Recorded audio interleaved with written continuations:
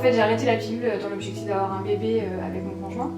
Et puis en fait, les cycles ne sont jamais revenus. J'avais 22 ans, j'étais pas dans un désir d'enfant, pas du tout. Et elle m'a dit en fait, ouh là là, vous allez galérer à avoir des enfants, vous. Donc ça met un peu un sablier sur la tête parce qu'on se dit, ça peut mettre 6 ans, ça peut mettre 10 ans, ça peut mettre 3 mois, donc faut commencer quand, On a fait les tests et donc du coup on est toutes les deux infertiles. Je vais devoir prendre plein de traitements et je ne sais pas même si j'en aurai un jour. C'est un pas vers l'inconnu et c'est un pas qui fait un petit peu peur. Il y a sûrement eu un accident, mais je suis tombée enceinte il y a quelques mois.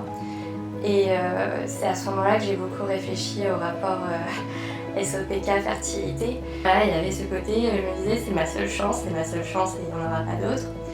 On a fait bien 2 ans de piqûres, bien 2 ans de piqûres. Et je me rappellerai toujours de cette première piqûre où tu t'auto-piques en fait.